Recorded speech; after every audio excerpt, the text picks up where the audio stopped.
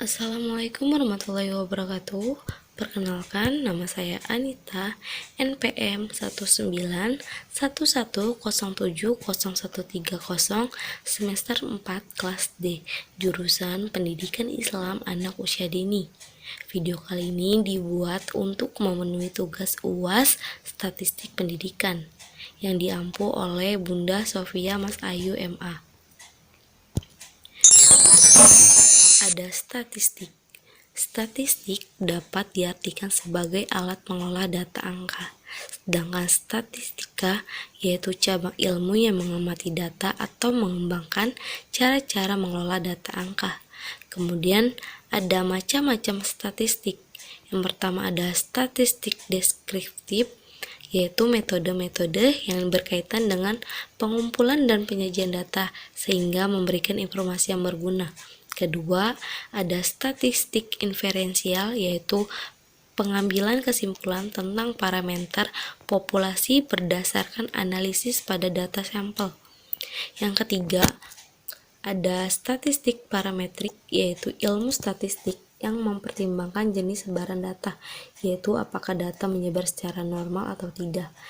Kemudian ada statistik non-parametrik, yaitu tes yang tidak menetapkan syarat-syaratnya yang mengenai parameter.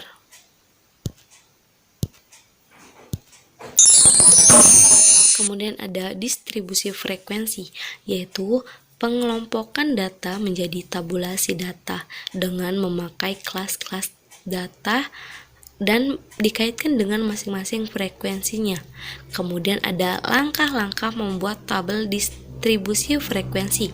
Yang pertama ada tentukan banyaknya kelas yang diperlukan. Kemudian tentukan rentangnya data. Ketiga, bagilah rentang data dengan banyaknya kelas untuk menentukan panjang kelas. Yang keempat, tentukan ujung bawah kelas pertama, atau pilih data yang paling kecil atau kurang dari yang paling kecil. Kelima, tentukan batas bawah kelas pertama. 6. Tentukan batas atas kelas pertama.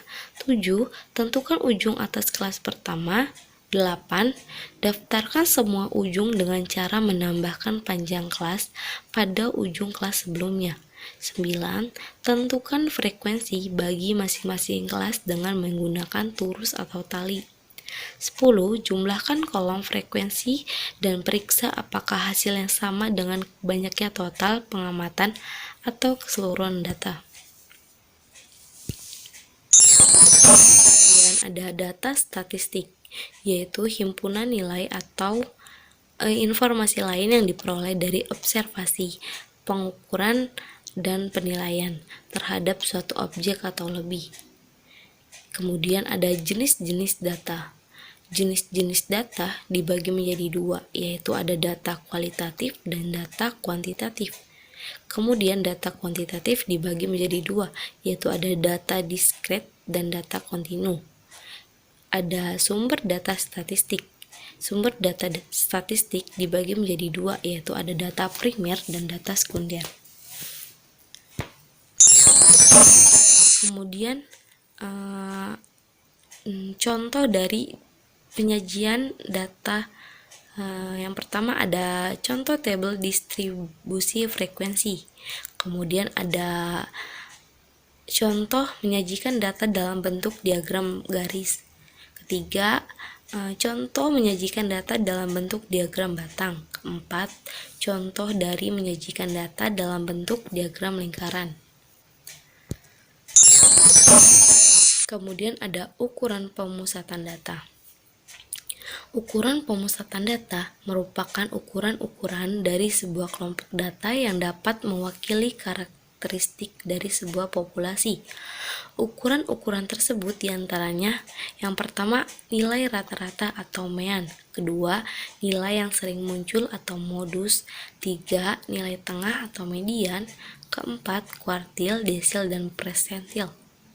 Kemudian jenis data ukuran pemusatan, yaitu dibagi menjadi dua, ada data tunggal dan data berkelompok. Kemudian selanjutnya ada rumus ukuran pemusatan data. Yang pertama, rata-rata mean data tunggal. yaitu X sama dengan sigma XI per N. Kemudian rata-rata mean data berkelompok, yaitu digunakan untuk menghitung nilai ukuran-ukuran pemusatan untuk data dengan jumlah yang banyak.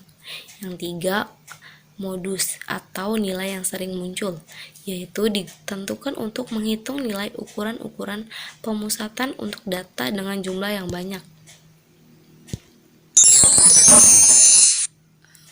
Kemudian 4, median atau nilai tengah. Yang pertama, deretan data harus diurutkan terlebih dahulu. Kedua, nilai yang terletak di tengah-tengah deretan kelompok data. Yang ketiga, untuk data tunggal, nilai median terdiri dari data yang jumlahnya ganjil atau genap. Kemudian, menghitung kuartil, desil, dan presentil. Menghitung kuartil yaitu suatu himpunan data membagi himpunan atas 4 bagian yang sama. Nilai-nilai ini disebut kuartil dan dinyatakan dengan Q1, Q2, dan Q3. Dan menghitung desil yaitu suatu himpunan data membagi data atas 10 bagian yang sama dibuat desil dan dinyatakan dengan D1, D2, D3, dan seterusnya. Menghitung presentil yaitu suatu himpunan data membagi data atas 100 bagian disebut presentil yang dinyatakan dengan P1, P2, dan seterusnya. Kemudian ada ukuran penyebaran data. Ukuran penyebaran data adalah suatu ukuran yang menyatakan seberapa besar nilai-nilai data berbeda atau bervariasi dengan nilai ukuran pusatnya, atau seberapa besar penyimpanan nilai-nilai data dengan nilai pusatnya. Kemudian ada macam-macam ukuran. Yang pertama ada jangkauan, kedua ada simpang rata-rata, kemudian ada simpangan baku, kuartil, persentil, koefisien variasi, dan yang terakhir ada angka baku. Ada populasi dan sampel. Populasi adalah sekumpulan data yang mempunyai karakteristik yang sama dan menjadi objek inferensi, sedangkan sampel yaitu bagian dari jumlah karakteristik yang dimiliki oleh populasi tersebut. Rumus dari sampel Slowin. Untuk menentukan ukuran sampel minimal atau N, jika diketahui ukuran populasi N besar pada taraf signifikansi alfa adalah N sama dengan N besar per 1 plus N alfa kuadrat. Ada hipotesis. Hipotesis adalah pernyataan tentatif yang merupakan dugaan mengenai apa saja yang sedang kita amati dalam usaha untuk memahaminya. Kemudian, cara membuat hipotesis, yaitu proses membuat hipotesis dalam diturunkan dari teori-teori yang berkaitan dengan masalah yang akan kita teliti. Jadi, diperlukan teori untuk membuat hipotesis. Kemudian ada fungsi hipotesis. Hipotesis merupakan kebenaran sementara yang perlu diuji kebenarannya. Jika hipotesis sudah diuji dan dibuktikan kebenarannya, maka hipotesis tersebut menjadi suatu teori. Jadi, sebuah hipotesis diturunkan dari suatu teori yang sudah ada, kemudian diuji kebenarannya, dan pada akhirnya memunculkan teori baru.